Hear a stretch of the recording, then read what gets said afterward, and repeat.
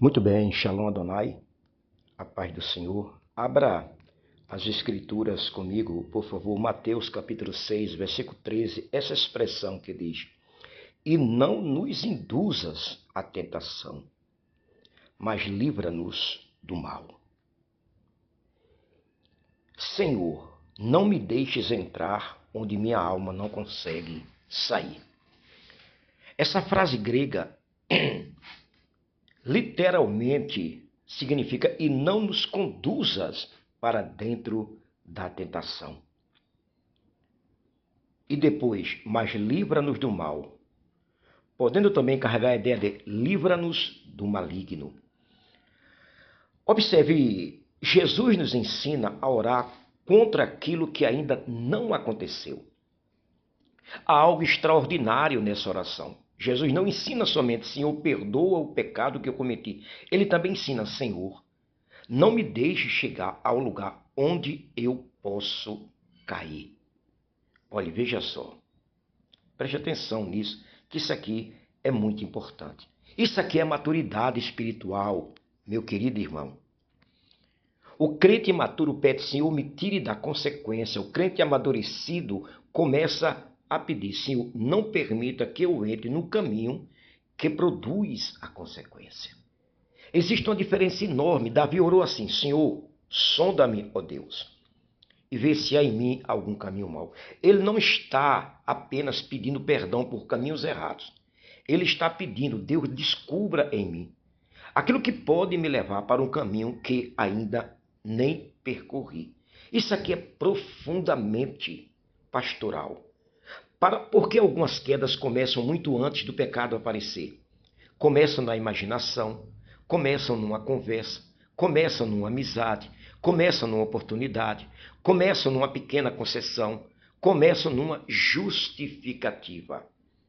Agora, Deus realmente pode responder quando eu oro contra um desejo ruim? Sim, 1000 vezes sim. Mas precisamos compreender isso aqui corretamente. Preste-me atenção. Se você percebe dentro de si um desejo pecaminoso, um desejo que você tem certeza que entristece o Espírito Santo, e sinceramente você diz: Senhor, eu não quero alimentar isso. Livra-me, fecha a porta, retira de mim essa inclinação, não permita que eu seja dominado por ela. Você está fazendo exatamente aquilo que a oração do Senhor ensina. Porém, uma coisa precisa ser esclarecida: ser tentado não é o mesmo que pecar. Porque em Hebreus 4,15 diz que Cristo foi tentado em todas as coisas, porém, todavia, sem pecado. Portanto, tentação não é igual a pecado. Tentação é a proposta. O pecado acontece quando a vontade abraça aquilo que Deus proibiu. Por isso que Tiago, capítulo 1, versículo 14 e 15, ele descreve esse processo. Cada um é tentado pela sua própria cobiça. Portanto, você pode sentir uma inclinação, experimentar uma sugestão mental, sofrer uma pressão interna e ainda assim não pecar. A vitória não consiste em nunca ser tentado. A vitória consiste em não transformar a tentação, ouça isso, em consentimento. E a primeira lição que eu quero tirar daqui é que a oração de Jesus não apenas pede livramento do pecado, pede livramento da ocasião do pecado. Olha que coisa interessante. Essa é uma das dimensões menos pregadas desta oração. Nós frequentemente oramos: Senhor, me perdoa, mas Jesus nos ensina a orar: Senhor, não me deixe chegar lá. Isso muda completamente nossa espiritualidade. Imagine alguém que luta contra determinado pecado. Ele não deve orar somente: Deus me dê força quando eu estiver diante da oportunidade. Ele também pode orar: Senhor, não permita que determinadas portas se abram diante de mim. Isso aqui chama-se sabedoria espiritual. José é um exemplo extraordinário. José não ficou negociando com a mulher de Potifar. Gênesis 39:2 diz que ele fugiu. José compreendeu uma coisa que muitos líderes modernos esqueceram: há batalhas que se vencem fugindo. Não é covardia, é um ato de obediência. Algumas pessoas querem provar que são espiritualmente fortes. José simplesmente saiu. E aqui existe uma palavra para nós líderes: nem toda oportunidade merece ser aproveitada. Existem portas, me ouça, que Deus não abriu. Existem convites que parecem honra, mas são armadilhas. Existem relacionamentos que parecem amizade, mas são corredores para uma queda, para uma ruína, para um colapso. Existem ambientes que não são pecaminosos em si mesmos, mas sabem exatamente como despertar aquilo que você deveria estar mortificando. Por isso que Agostinho, ao refletir profundamente sobre a luta interior do homem, percebeu que o coração humano pode desejar aquilo que a própria razão sabe que deve rejeitar. Portanto, meu querido irmão, meu querido líder, meu querido pastor, não pergunte somente, isso é pecado? Pergunte também, isso está me levando na direção do pecado? Essa segunda pergunta pode salvar ministérios, pode salvar a sua vida, pode salvar a sua família, pode salvar o seu lar. A segunda lição que temos aqui, Deus pode responder não ao seu pedido, porque Ele está protegendo você de uma resposta que você acha que precisa. Olha que coisa interessante. Essa é muito profunda. Às vezes você pede, Senhor, me dê essa oportunidade, e Deus não dá. Você pensa, Deus não está me ouvindo. Mas talvez Deus esteja respondendo. Estou justamente ouvindo sua oração de Mateus 6,13. Você pediu, não me deixes entrar em tentação. E Deus fechou uma porta. Você chama de rejeição, Deus chama de livramento. Você chama de atraso, Deus chama de proteção. Você chama de perda, Deus chama de preservação. Há portas fechadas que são respostas de oração, que são respostas do alto. Isso é uma espiritualidade extremamente madura. Nem todo não de Deus é punição, meu querido irmão. Alguns não são misericórdia preventiva. Oração não é ferramenta para convencer Deus a fazer nossa vontade. É uma disciplina pelo qual aprendemos a desejar aquilo que Deus sabe ser melhor para as nossas vidas. E aqui está um segredo para nós líderes, para nós cristãos. Um líder precisa aprender a agradecer por portas que Deus fechou. Porque há portas que, se fossem abertas, teriam destruído você. Talvez você tenha pedido, Senhor, me dê influência, e Deus permitiu o anonimato. Talvez você tenha pedido, Senhor, aumente meu ministério, e Deus permitiu um período de silêncio.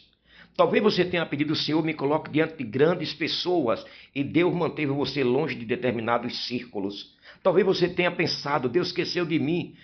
Mas talvez Deus esteja dizendo, eu conheço a sua estrutura e sei o que você suportaria e o que destruiria você. É o Salmo 103, versículo 14, pois Ele conhece a nossa estrutura. Deus conhece a estrutura de cada um que está ouvindo essa reflexão. E lembra-se que somos pó. Deus conhece a sua estrutura antes de você descobrir sua fraqueza. Aprenda isso, meu querido irmão. E terceira e última lição, a oração. Não me deixes entrar em tentação. É uma declaração de desconfiança da nossa autossuficiência. Essa talvez seja a maior lição. Jesus poderia ensinar, não nos deixes pecar. Mas ele coloca o discípulo numa posição de dependência. Não nos deixes entrar. Por quê? Porque o discípulo precisa reconhecer, eu não sou forte quanto imagino. Pedro disse, antes que todos se escandalizem, eu nunca me escandalizarei. Pouco depois, nega Jesus. Pedro confiou em Pedro. Esse é um dos grandes perigos do ministério. Não é somente confiar no dinheiro, não é somente confiar em pessoas, é confiar demais na própria espiritualidade. O pastor que diz, comigo isso nunca aconteceria, já começou a ficar vulnerável. O líder que diz, eu conheço a Bíblia demais para cair nisso, está em perigo. O homem que diz, eu tenho muitos anos de ministério, está em perigo. Por quê? Porque experiência ministerial não substitui vigilância espiritual. Então Jesus ensina uma espiritualidade de vigilância. No Getsemane, Jesus disse, vigiai e orai, para que não entreis em tentação. Perceba a conexão. Não nos deixe entrar em tentação, Mateus 6,13, e agora Mateus 26,41. Vigiai e orai, para que não entreis em tentação. Portanto, Jesus não ensina, ore e depois viva descuidadamente. Ele ensina oração mais vigilância. Você pede, Senhor, livra-me, e simultaneamente vigia. Onde estou ficando vulnerável? Você pede, Senhor, guarda a minha mente e evite alimentar pensamentos que contaminam a mente. Você pede, Senhor, guarda meu casamento e estabelece limites. Você pede, Senhor, guarda meu ministério e não transforma sua posição espiritual em licença para intimidade irresponsável. Meu querido irmão, que coisa tremenda, livra-nos do mal. Jesus termina com, mas livra-nos do mal. Olha que coisa interessante, é uma palavra de intervenção.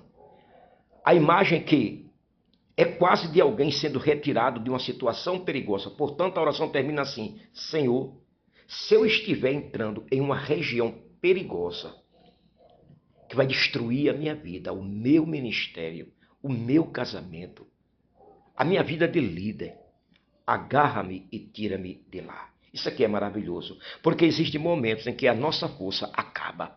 Então precisamos de quê? De uma intervenção divina. Mas cuidado, pedir livramento não significa passividade. Aqui está uma grande correção pastoral. Alguém diz, eu oro para Deus me livrar da pornografia, mas continua procurando imagens. Isso não é oração de livramento, é contradição. Alguém diz, Deus me livre do adultério, mas mantém conversas secretas. Isso não é prudência. Alguém diz, Senhor, não me deixes cair, mas deliberadamente caminhe em direção ao precipício. A oração bíblica produz vigilância. Você ora, Senhor, livra-me. E também diz, eu vou fugir. José fugiu. Pedro diz fugir da imoralidade sexual. Paulo diz fugir da imoralidade sexual. 1 Coríntios 6,18. Não diz, fique perto dela e demonstre sua maturidade. Fuja. Uma frase para nós líderes.